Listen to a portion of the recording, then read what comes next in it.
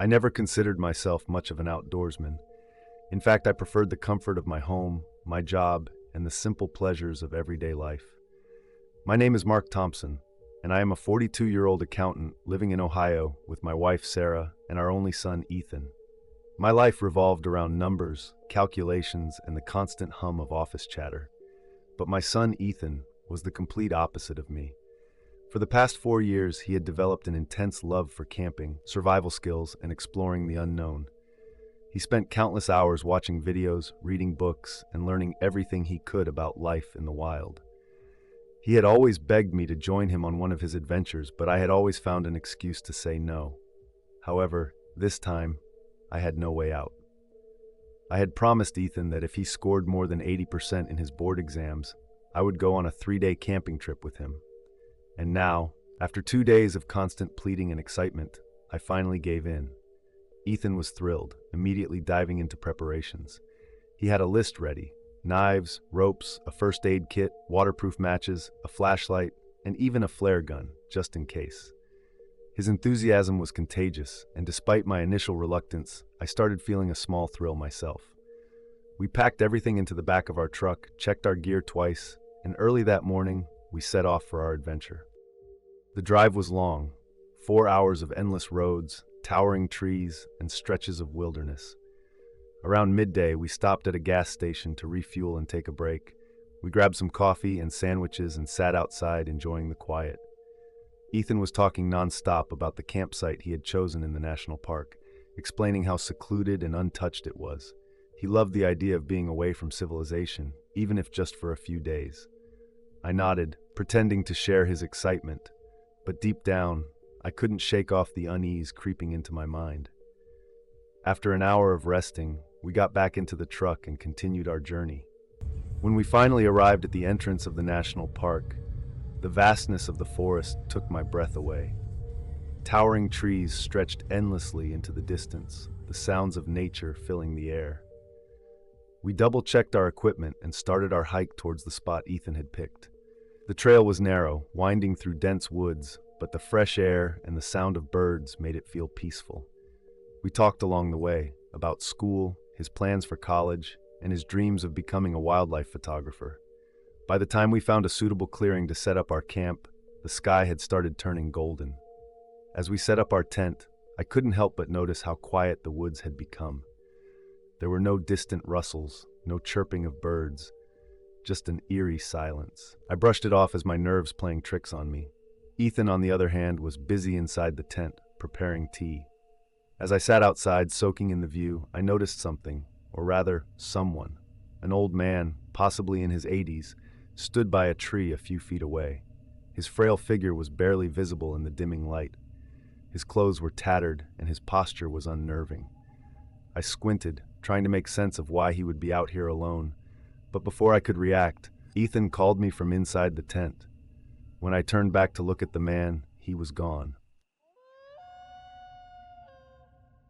I sat there for a moment, trying to convince myself that I had imagined it. Maybe it was just a trick of the light or my tired mind playing games.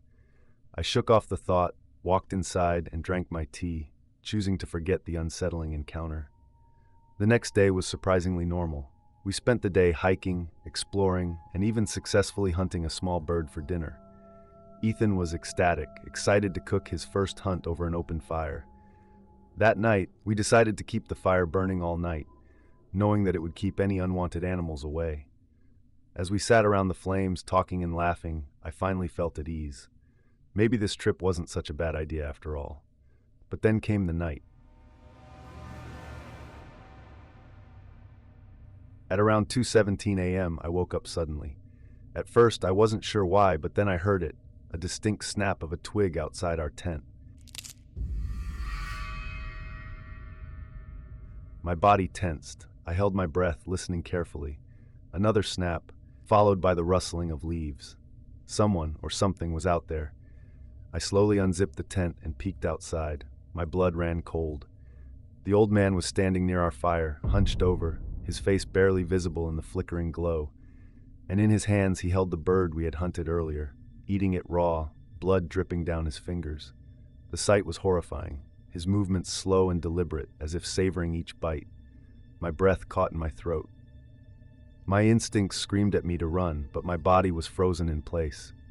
I turned back into the tent and shook Ethan awake, whispering frantically about what I had seen. His face paled instantly. We both knew we had to get out of there.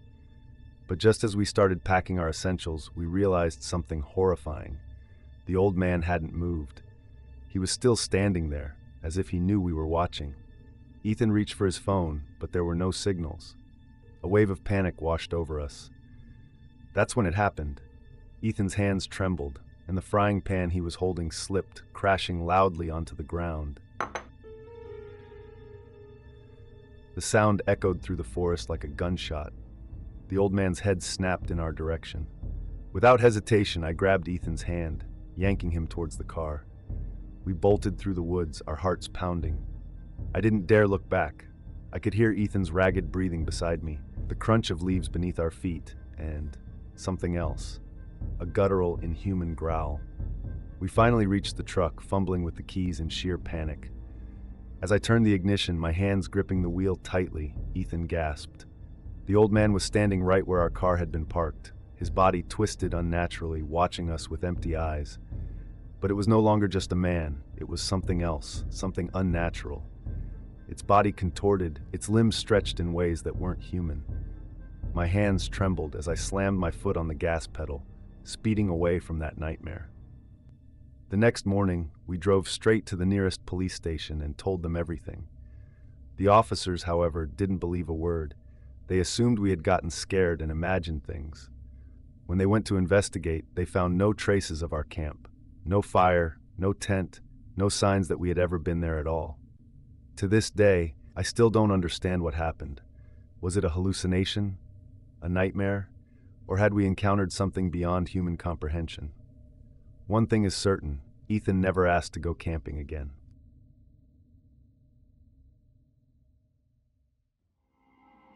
Before the next scary story, if you're enjoying this, hit subscribe and like to help us reach 1K loyal community. Got suggestions? Drop them in the comments. And don't forget to share the scares with friends and family.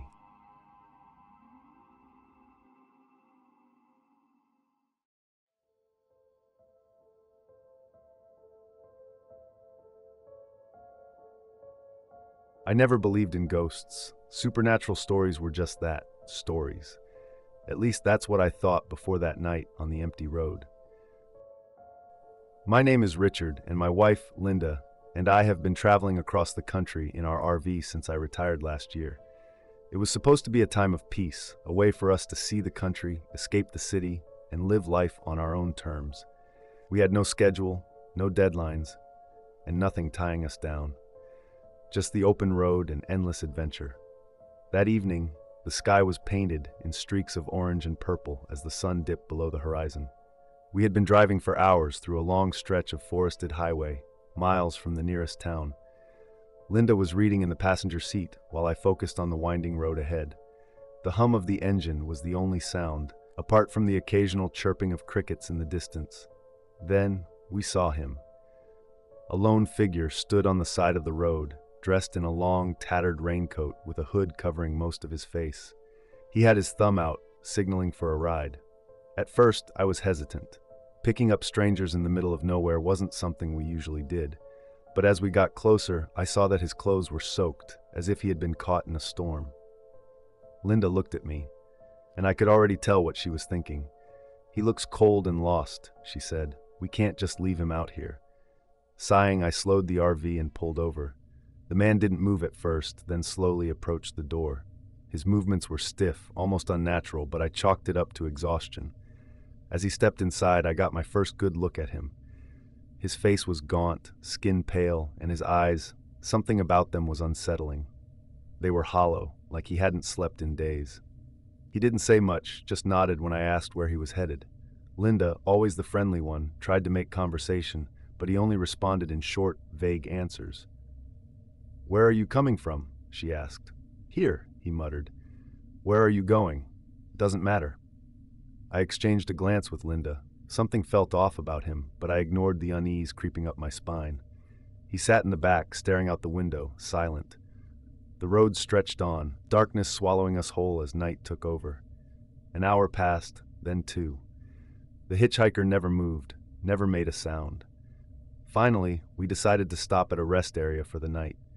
It was a quiet spot surrounded by dense trees, the kind of place where you could hear every rustle, every whisper of the wind. Linda and I got ready for bed, leaving the hitchhiker in the living area.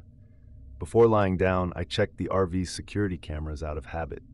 What I saw made my blood run cold.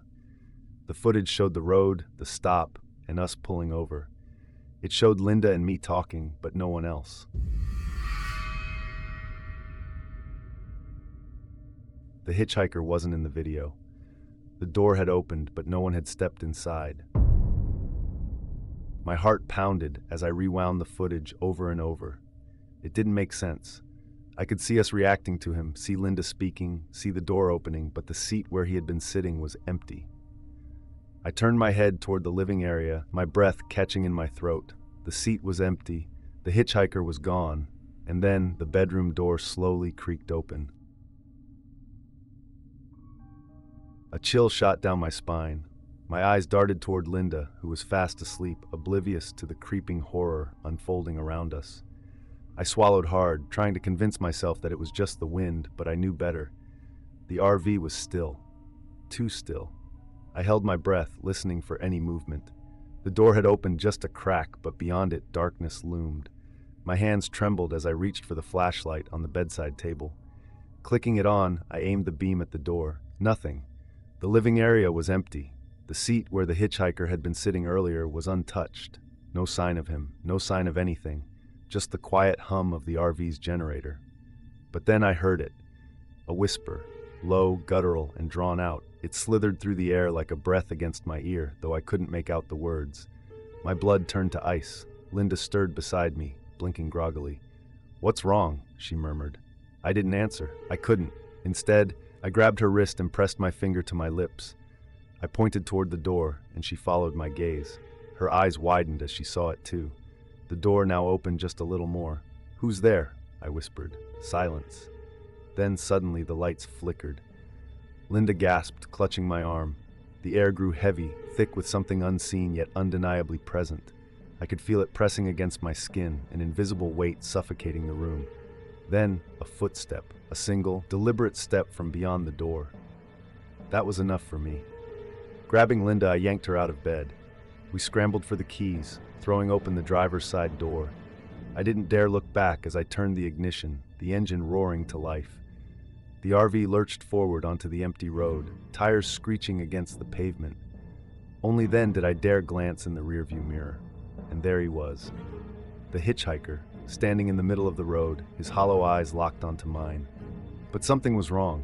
He wasn't standing like a normal person. His limbs were twisted, unnaturally bent. His mouth hung open as if in a silent scream. And then, in the blink of an eye, he was gone. Linda and I didn't stop driving until the sun rose. When we finally pulled into a town, we tried explaining what had happened to the local authorities. They checked our RV. They reviewed the footage. Nothing. No sign of the hitchhiker. No evidence that anyone had ever been inside. But we knew the truth, and we knew we would never ever pick up another hitchhiker again.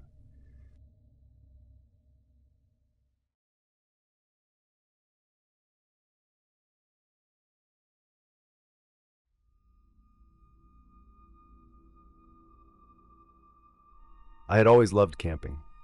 The quiet solitude of the woods, the crisp scent of pine trees, and the feeling of being disconnected from the world, it was my escape. This time I had convinced my best friend Eric and our girlfriends Sarah and Jessica to take an RV trip deep into the national forest. It wasn't an official campground, but that was the appeal, being alone, away from the noise of the city. We drove for hours, following an old map I found online. The deeper we went, the fewer signs of civilization remained. By the time we reached what seemed like a good clearing, the sun was beginning to dip below the treetops, painting the sky in hues of red and orange. The spot was perfect. No signs of other campers, just the dense woods and the distant sound of a creek nearby. We set up camp, parked the RV, gathered wood for a fire, and enjoyed the first night under the stars. The isolation was refreshing. Around midnight, we were sitting by the fire. laughing and sharing stories when Jessica suddenly hushed us. "Do you guys see that?" she whispered, pointing beyond the trees. We turned, and sure enough, there was another fire burning in the distance. It was faint, just barely visible through the dense woods. We hadn't seen another vehicle on the way in, nor had we noticed anyone else setting up camp nearby. "Should we check it out?" Eric asked. Something about it felt off, but curiosity got the best of us. Grabbing a couple of flashlights, we decided to investigate, leaving Sarah and Jessica at the RV. As Eric and I walked closer, the fire flickered through the gaps in the trees, revealing what looked like an empty campsite. When we finally stepped into the clearing, our stomachs sank. There were no tents, no sleeping bags, just a fire burning low, surrounded by logs for seating. A small pot hung over the flames, steam rising from whatever was cooking inside. But there was no one there. "Maybe they went to get more wood?" Eric suggested, though his voice held uncertainty. We stood there for a moment, the only sounds being the crackling of the fire and the rustling of the trees. I had a strong feeling we shouldn't be there, like we were intruding on something we weren't meant to see. "Let's go back," I muttered. We turned and hurried back to the RV, but the uneasy feeling stayed with us. When we got back, Sarah and Jessica were waiting outside. "What did you find?" Jessica asked. Eric and I hesitated before telling them. We didn't want to freak them out, but the way their faces paled told us they were already spooked. "While you were gone," Sarah said hesitantly, "someone or something was walking around the RV. We heard footsteps circling us. When we looked out, there was no one there." A chill ran down my spine. We double-checked the locks on the RV and decided to call it a night, though none of us truly felt safe. As we lay in bed, the night felt unnaturally silent. No owls hooting, no insects buzzing, just an oppressive stillness. At some point, I drifted off, only to be jolted awake by a loud thump. I sat up, heart pounding. Another thump. It was coming from outside, near the RV door. I held my breath, listening. Eric was awake too, eyes wide in the darkness. Then, the handle of the RV door rattled. I reached for my phone, but there was no signal. We sat there, frozen, waiting. Minutes passed. Then, silence. The next morning, we cautiously stepped outside. The fire we had built was out, but something was different. Near the RV's entrance was a pair of muddy boots. They weren't ours, and when we glanced toward the trees where the distant fire had been, we saw nothing. No fire, no campsite, nothing at all. It was like it had never been there in the first place. We packed up and left immediately, never speaking about it again. Whatever had been in those woods, watching us, waiting, we weren't meant to see it. And I pray no one else ever does.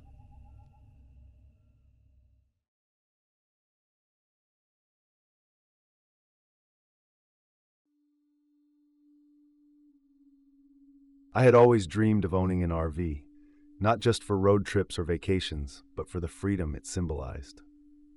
My name is Cameron Ali, a 38-year-old freelance photographer.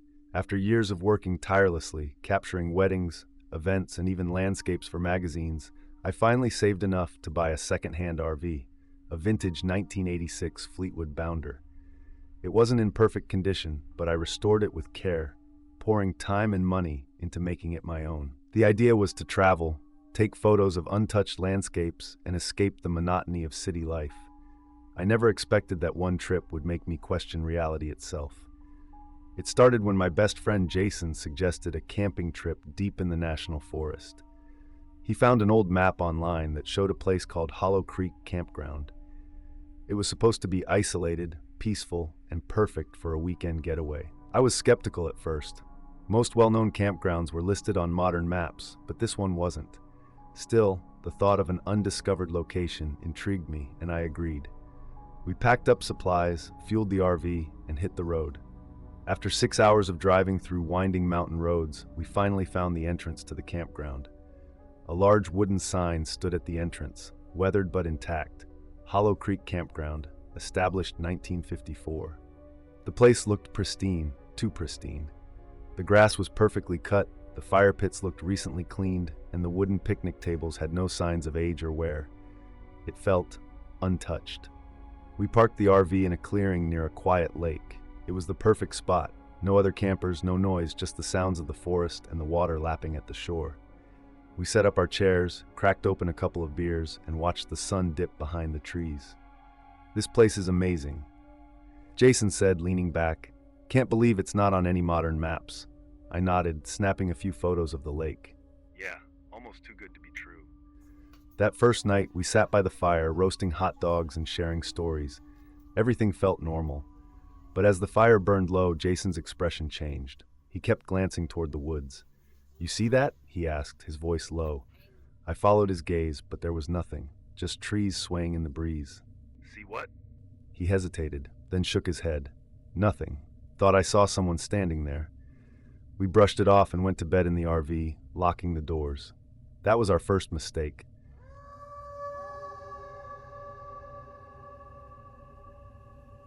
Sometime during the night, I woke up to a sound, a knock, a single deliberate knock on the RV door. I sat up, my heart hammering. Jason was still asleep. I reached for my phone to check the time, 3:12 p.m. The knock came again. This time, I glanced out the small window near the door. What I saw made my blood run cold. There was someone standing outside the RV. But not just someone, me. A perfect copy of myself, standing in the dim moonlight, staring through the window with an unreadable expression. I gasped, stumbling backward, knocking over a water bottle. The noise woke Jason, who groggily sat up. "What's going on?" I pointed at the window, my voice barely a whisper. There's someone out there. Jason climbed over to look. His face went pale. "Dude, that's you." Before I could react, the RV door handle started rattling violently. The knocking turned to pounding. Then, a voice, my voice, whispered from the other side. "Let me in." Jason scrambled for his phone. "Call the cops!" I fumbled for mine, but my hands were shaking. No service, no Wi-Fi, nothing. The pounding stopped. For a long moment there was silence. Then Jason gasped and pointed at the floor near the door. A shadow stretched underneath, moving eerily, as if the thing outside was crawling. Then, it was gone. We stayed up the rest of the night, too scared to sleep. When the sun finally rose, we decided to leave. We packed up as quickly as possible and started the RV's engine. But as I glanced at the campground sign, my stomach twisted. The sign wasn't clean anymore. It was old, rotted, barely standing. The words Hollow Creek Campground were faded, almost unreadable. Deep claw marks covered the wood, as if something had tried to rip it apart. I turned to Jason, my voice shaking. This place, it wasn't like this yesterday. Jason swallowed hard. "We need to get the hell out of here." As we drove away, I glanced in the rearview mirror one last time, and that's when I saw it. Standing at the edge of the woods, watching us leave, was me. But this time, my doppelganger was smiling.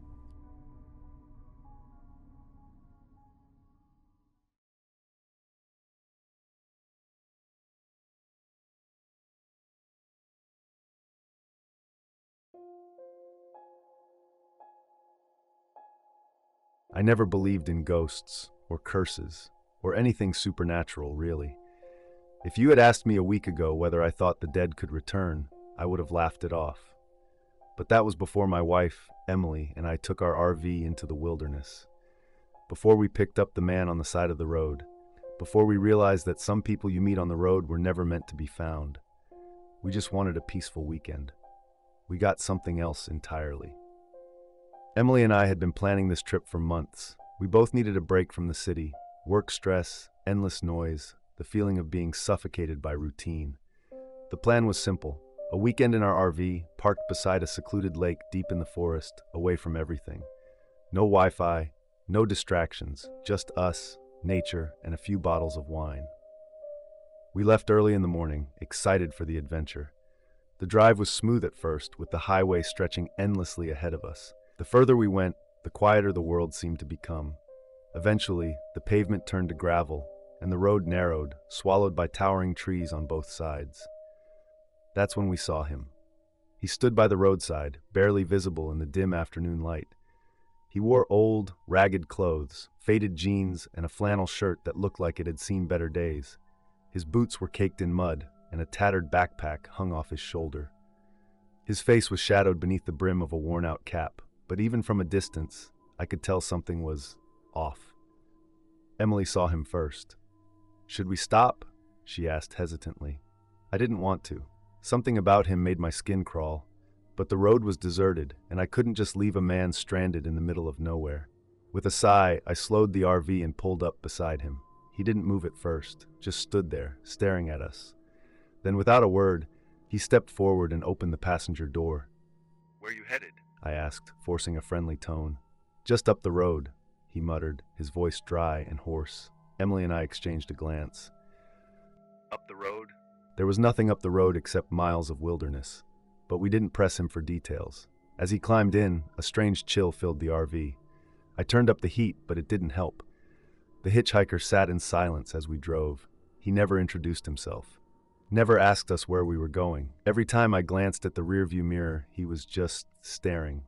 Not out the window, not at the road, at us. Something isn't right. I tried to make conversation. So your car break down or something? No response. Been out here long? Nothing. I was about to give up when he finally spoke. "You shouldn't go where you're going," he said. His voice was flat, emotionless. I frowned. "And why's that?" He turned his head slowly, locking eyes with me in the mirror. "Bad things happen on that road." The hair on my arm stood up. Emily shifted uncomfortably beside me, her fingers gripping her jacket sleeve. "Maybe we should drop him off at the next turn," she whispered. I nodded, my stomach tightening. Something wasn't right. Then the GPS flickered. The screen glitched for a second before completely shutting off. At the same time, the radio crackled, the soft static filling the RV like distant whispers. Then, as suddenly as it started, it stopped. The GPS rebooted. The radio returned to silence. I swallowed hard. When I checked the rearview mirror again, my blood turned to ice. The hitchhiker was gone.